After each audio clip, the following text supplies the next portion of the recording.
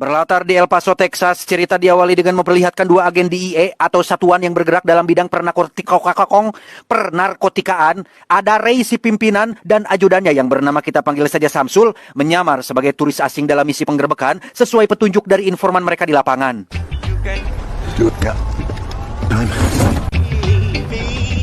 Setibanya di lokasi yang dimaksud, Ray pun turun dan berpura-pura ingin mengisi bensin. Namun karena si pemilik toko terus bersikap kasar dan malah mengusirnya, Samsul yang melihat ada celah kesempatan pun langsung menembaknya dengan peluru bius. Hey, cabrón.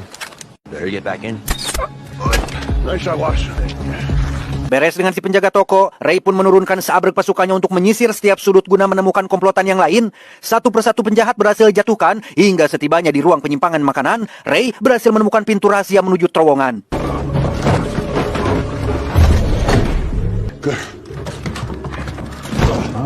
Benar laporan dari si informan sebelumnya, si bandar menjadikan ruang bawah tanah ini sebagai tempat pembuatan bubuk barang haram. Namun ketika mereka tinggal sedikit lagi melakukan penyergapan, ada satu penjahat botak yang keburu menyadari kedatangannya sehingga...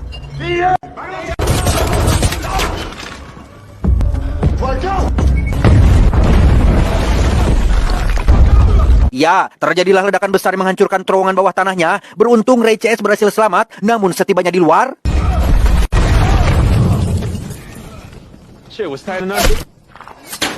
Lagi, tanpa semua orang sadari, si bandar ternyata sudah mengirim seorang penembak jitu. Akibatnya, salah satu anggota terbaik di kesatuan pun bernama Manny pun harus tewas akibat tertembak pada bagian leher.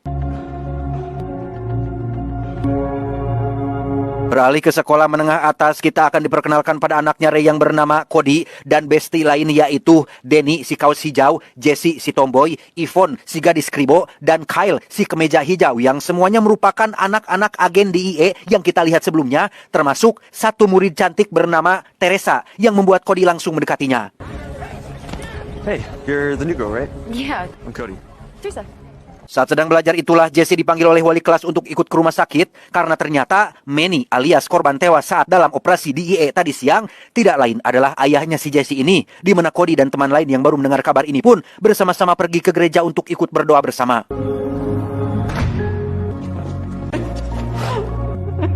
Setibanya di rumah, Cody langsung kena marah akibat pulang terlalu malam. Ray sadar betul jika Cody dan teman-teman yang lain sedang berkabung atas kematian Manny. Namun beliau dan para orang tua sepakat untuk saling menjaga keluarga masing-masing sampai mereka berhasil menangkap sindikat tersebut. Yeah. Thanks. Come on, let me make something. Already ate. Dan mari saya perkenalkan Anda dengan si bandar yang bernama Benito. Ini bebenguknya, sadar jika ada orang dalam yang membocorkan markas rahasianya, ia pun menanyai satu anak buah yang baru beberapa bulan bekerja. Namun karena si anak buah mengaku tidak mungkin berkhianat, Benito pun meminta bukti kesetiaan dengan menyuruh si anak buah untuk menembak saudaranya sendiri. Tak lama, Benito kedatangan adik perempuannya yang bernama Natalia. Ini bebangusnya, sama-sama menjalankan bisnis haram namun beda wilayah. Natalia cukup dibuat kecewa dengan watak Benito yang terlalu cepat membuat keputusan, sehingga mulai sekarang biarkan sang adik yang membereskan semuanya. El trabajo que estás haciendo ya es indispensable. Larut malam, kita akan diperkenalkan pada si anak buah yang diam-diam pergi ke kafe untuk menemui seseorang, yaitu Ray dan Samsul. Benar, ternyata kecurigaan Benito selama ini, si informan menjelaskan bahwa Benito kedatangan adik perempuannya yang bernama Natalia dan meminta semua agen DEA untuk berhati-hati.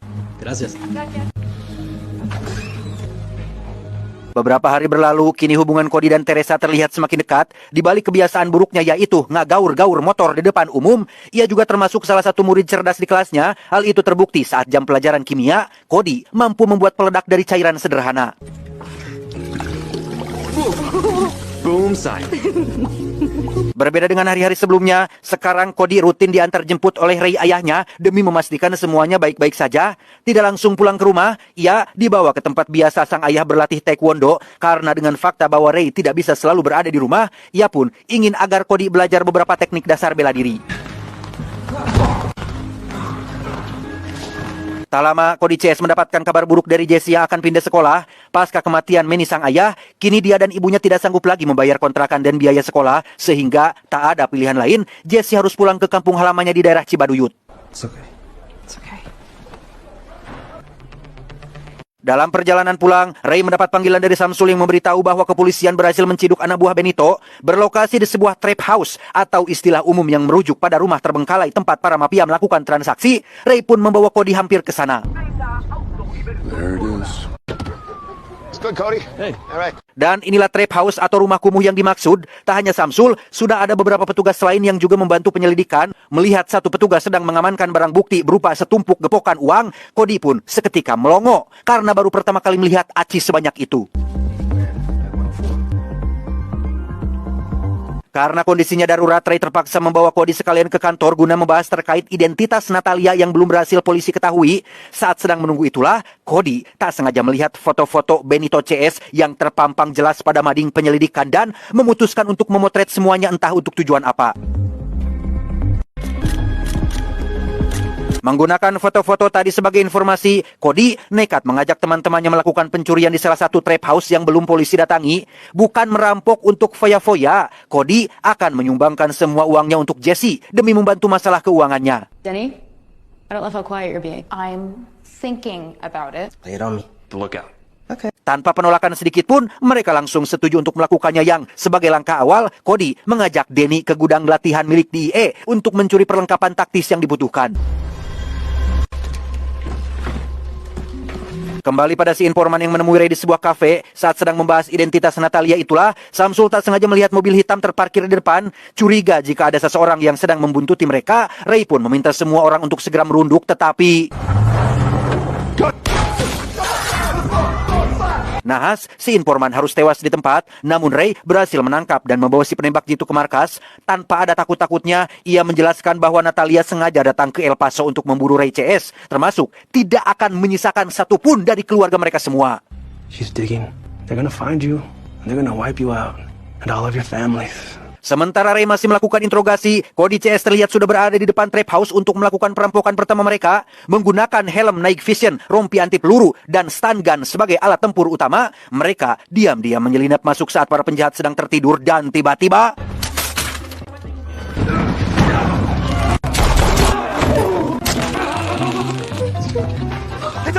tanpa diduga, mereka berhasil mencuri uangnya dengan Cody yang langsung memacu mobilnya. Tidak seperti yang diharapkan, uang yang didapat ternyata hanya berjumlah sekitar $400 atau sekitar 6 jutaan jika dirupiahkan, karena uangnya sudah keburu disetorkan ke tempat lain. Oh, our obituaries would be so sad. That was a goddamn ride. Yeah.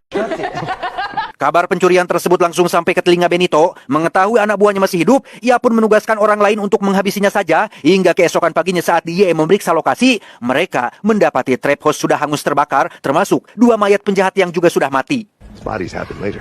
Yeah, Benito's not the forgiven type. Samsul curiga jika pelakunya adalah orang baru yang tidak tahu bahwa trap house ini milik Benito, karena jika mereka tahu, tidak mungkin sampai berani mengusik kerajaan bisnisnya. Begitu juga Natalia yang di awal mengira ini adalah ulah agen DIE, seketika merubah kesimpulan setelah menemukan helm night vision model basic atau mobil model dasar yang tidak mungkin digunakan oleh para profesional. No, it's not strange. The DEA sí se están revelando. Sukses membuat DIE dan Benito bingung, Cody kembali melihat foto penyelidikan yang kali ini targetnya adalah seorang kurir paruh baya kepercayaan Benito. Ia menjelaskan bahwa si kurir biasa melakukan transaksi setiap akhir pekan dengan rute yang sama, sehingga Cody CS akan mencegatnya di sebuah tempat sepi. I know where a pair.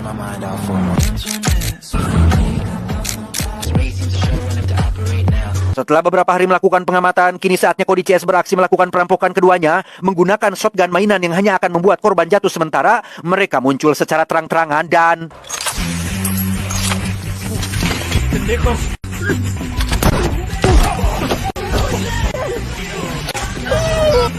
ya, Denny pun jatuh pingsan setelah si kurir membogam wajahnya. Sempat terjadi baku hantam. Kyle yang hampir menghabiskan semua waktunya bermain game Valorant pun berhasil menerapkan teknik menembak ke dunia nyata hingga sukses membawa kabur mobil box beserta uangnya.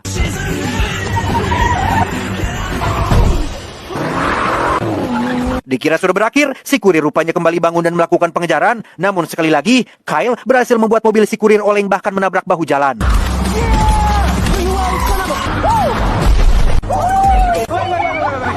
Sesuai ekspektasi, kali ini uang yang mereka curi jumlahnya ada sekitar $300.000 dan itu lebih dari cukup untuk membantu keuangan Jesse. Sadar jika Benito pasti akan membunuhnya, si kurir dengan sukarela menyerahkan diri ke kantor polisi dan lebih baik menghabiskan sisa hidupnya di dalam penjara. Ia menjelaskan bahwa para pencuri ini tidak terlihat seperti profesional. Mereka terbilang ceroboh karena muncul secara terang-terangan tanpa memperhatikan CCTV yang ada di sekitar. Any idea what she looks like? Come on, brother. You want to wait? I can't get towing his top guys. All right. You know, I can tell you about the beer truck. Lagi, tak hanya DIE yang dibuat pusing, Benito yang mendengar kabar ini pun sama dibuat jengkelnya dengan para pelaku yang benar-benar tidak tahu sedang berhadapan dengan siapa.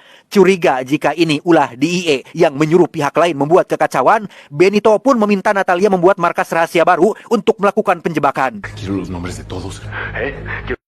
Estoy seguro que son ellos. ¡Estoy seguro! Tadea, no opera así. Saat sedang mengamati CCTV itulah, Samsul cukup dibuat heran dengan para pelaku yang mengetahui persis di mana saja lokasi trap house-nya. Sempat menuduh orang dalam, Ray langsung memotong karena jika benar orang bodoh mana yang merampok kartel besar menggunakan shotgun mainan, dan itu semakin membuat kepolisian ngahulang tarik dibuatnya. From now on, everything's on lockdown. Any information in the Cabarrus, stay close. Tak lama mereka mendapat kabar tentang lokasi markas baru milik Benito, sehingga tanpa buang waktu, Ray dan kawan-kawan pun langsung meluncur saat itu juga, tetapi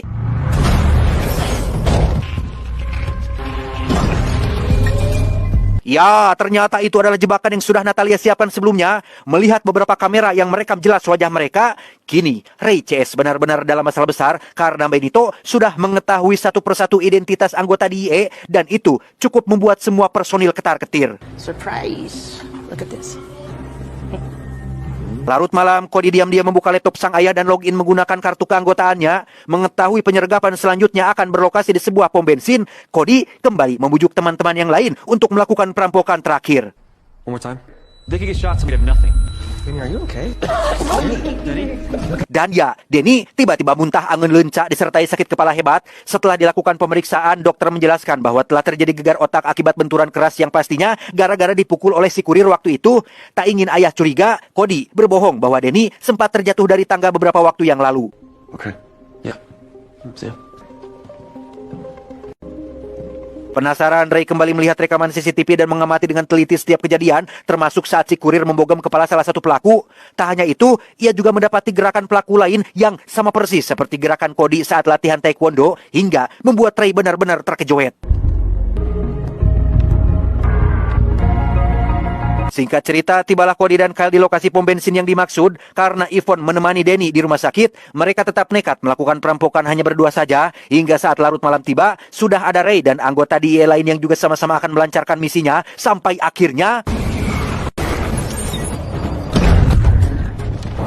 ya, Kyle pun mematikan generator lampu yang membuat keadaan di sana gelap gulita. Sadar jika para pencuri kembali melakukan aksinya, Ray yang kali ini tidak ingin kecolongan pun langsung mengerahkan semua pasukan untuk menangkap mereka, tetapi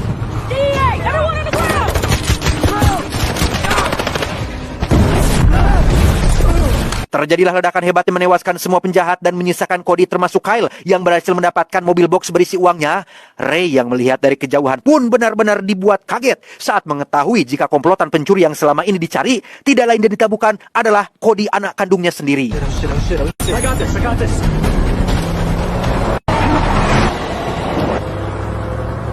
Lolos dari kejaran DIE, Cody pun memasukkan mobil boxnya ke dalam gudang rahasia tempat biasa mereka menyembunyikan barang bukti. Dikira isinya adalah uang, ia benar-benar sudah membuat kesalahan besar karena semua tongnya hanya berisi barang haram milik Benito yang akan sangat membuatnya marah besar. A million, tens of millions. There's not. How do you know? Because we'd already be dead. Selain barang haram, Cody juga menemukan koin merah keanggotaan Benito dan membawanya pulang sebagai souvenir. Tak lama, ia dikejutkan oleh kedatangan Teresa dan sang ibu yang ternyata itu adalah, atau ibunya si Teresa ternyata adalah si Natalia, bro. Bermaksud ingin makan malam. Mengetahui Ray adalah anggota DIE yang dicari, Natalia pun tetap menyembunyikan identitas aslinya. Yeah, we were mostly commercial, but now we're focusing on. Karena Ray belum tahu seperti apa bebenguk Natalia, ia pun tidak menyimpan kecurigaan sama sekali dan malah asik ngobrol bareng. Di mana Teresa yang izin ke toilet pun tak sengaja menemukan koin merah keanggotaan kartelnya. Sadar jika pencuri barang Benito adalah Cody, ia pun diam-diam menyimpan pelacak di beberapa titik. Saat sudah pamit dan berada di dalam mobil itulah, Teresa langsung menceritakan semuanya, begitu juga Natalia yang sudah tahu jika ayah Cody adalah anggota DIE. Gara-gara temuan ini jugalah mereka jadi tahu bahwa Denny juga merupakan anak anggota DIE, sehingga ia segera mengirim satu penjahat untuk menculik Denny di rumah sakit.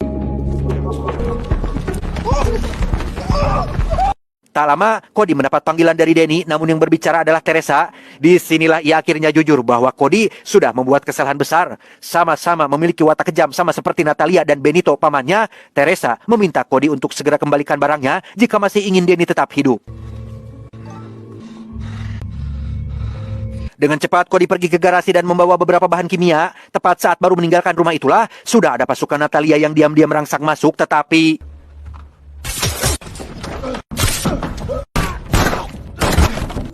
beres membogem para penjahat, Ray pun segera meminta Samsul melacak ponsel milik Cody yang padahal sedang pergi ke markas Benito untuk melakukan pertukaran. Bersamaan dengan anggota DIA yang berhasil menemukan lokasinya, Cody sudah membuat bom kimia yang disimpan bersama barang milik Benito dan tiba-tiba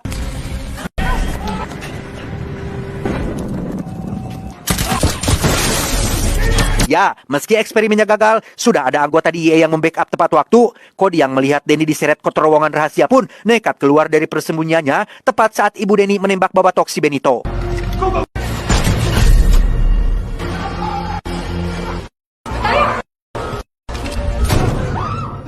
Dan ya, tak hanya Benito, Natalia juga tewas setelah Ray menembaknya di dalam terowongan. Sementara Teresa berhasil kabur entah kemana. Ray yang tak ingin anaknya terlibat kasus pencurian pun terpaksa membuat wajah Cody memar dan menyuruhnya beralibi bahwa Benito sudah menculik mereka berdua. We're good. Good. You're good. Kidnapped us from the hospital and brought us here. Beberapa pekan berlalu, kini semuanya kembali normal seperti biasa. Di hari yang bahagia ini jugalah, Cody CS mengunjungi Jesse dan membawakan beberapa makanan. Sementara untuk Teresa, ia terlihat memajang foto para almarhum ketua kartel, termasuk Natalia, dan akan melakukan balas dendam di film selanjutnya.